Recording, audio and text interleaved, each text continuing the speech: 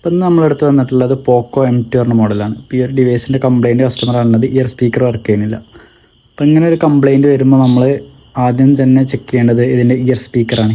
Year speaker check ചെയ്യുന്നതിന് വേണ്ടി multimeter buzzer മോഡിലിട്ടതിന് ശേഷം നമുക്ക് ഇയർ സ്പീക്കറിൻ്റെ 2 ലെഗിൽ ടച്ച് ചെയ്യുമ്പോൾ ബസർ അടിക്കണം. അപ്പോൾ ഈ ഒരു ഡിവൈസ് നമുക്ക് ഈ ഒരു സ്പീക്കർ നമുക്ക് ബസർ അടിക്കുന്നുണ്ട്. അപ്പോൾ സ്പീക്കർ ഓക്കെയാണ്. ഇനിയിപ്പോൾ നമുക്ക് ചെക്ക് ചെയ്യാനുള്ളത് ആ ഒരു സ്പീക്കറിലേക്ക് വരുന്ന കണക്ഷൻസ് മിസ്സിങ് വരുന്നുണ്ടോ എന്നാണ്. അപ്പം മദർ ബോർഡിൽ നിന്ന് ഈ ഒരു സ്പീക്കറിലേക്ക് കണക്ഷൻ വരുന്നത് ഈ ബാക്കിൽ വെക്കുന്ന ഒരു പാനലിൽ വരുന്ന സ്ട്രിപ്പ് വഴിയാണ്. അങ്ങനെ ഈ ഒരു ബാക്ക് ബോർഡ് ഇതിൽ അമർന്ന് നിൽക്കുമ്പോഴാണ് സ്ട്രിപ്പുമായിട്ട് കോണ്ടാക്റ്റും അതുപോലത്തെ സ്പീക്കറായിട്ട് കോണ്ടാക്റ്റ് ആയിട്ട് നമുക്ക് സിഗ്നൽസ് സ്പീക്കറിൽ എത്തുന്നത്. അപ്പോൾ ഇങ്ങനൊരു കംപ്ലയിൻറ്റ് കൂടുതലും വരുന്നത് ഈ ഒരു സ്ട്രിപ്പിൽ എന്തെങ്കിലും പൂപ്പലോ അതുപോലെ തന്നെ ലൂസ് കോണ്ടാക്റ്റ് വരുമ്പോഴാണ്.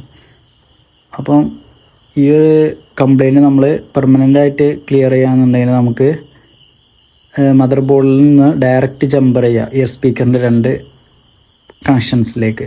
അപ്പോൾ നിങ്ങൾ ജമ്പർ ചെയ്യുമ്പോൾ ഒന്ന് ശ്രദ്ധിക്കാനുള്ളത് ആ ബാക്ക് ബോഡിയിൽ വരുന്ന സ്ട്രിപ്പിൻ്റെ കണക്ഷൻസ് എങ്ങനെയാണോ അതുപോലെ തന്നെ ജമ്പർ ചെയ്ത് കഴിഞ്ഞാൽ നമുക്ക് ആ സ്ട്രിപ്പ് വെക്കുമ്പം ഷോർട്ട് വരില്ല 2 കണക്ഷനും. അപ്പോൾ അതുപോലെ ജമ്പർ ചെയ്ത് കൊടുക്കുക. അതല്ലാന്നുണ്ടെങ്കിൽ പിന്നെ നമ്മൾ ഇതിന് മുകളിൽ എന്തെങ്കിലും ടാപ്പ് ഒട്ടിച്ചിട്ട് ആ കോണ്ടാക്റ്റ് വരാതിരിക്കാൻ നോക്കുക. ഇങ്ങനെ ഡയറക്റ്റ് ജമ്പർ ചെയ്ത് മദർ ബോർഡിൽ ജമ്പർ ചെയ്ത് കഴിഞ്ഞാൽ പിന്നെ നമുക്ക് ആ ഇയർ സ്പീക്കർ കോണ്ടാക്റ്റ് മിസ്സിങ് കൊണ്ട് ഓഫായി പോകുന്ന പ്രോബ്ലം ഉണ്ടാവില്ല. അപ്പോൾ നിങ്ങൾക്ക് ഈ വീഡിയോ ഇഷ്ടപ്പെട്ട് കഴിഞ്ഞാൽ മൊബൈൽ ഫോൺ റിപ്പയറുമായി ബന്ധപ്പെട്ട വീഡിയോ ആവശ്യമുണ്ടെങ്കിൽ നമ്മൾ ചാനലൊന്ന് സബ്സ്ക്രൈബ് ചെയ്യുക, അതുപോലെ തന്നെ ചാനലൊന്ന് ഫോളോ ചെയ്യുക.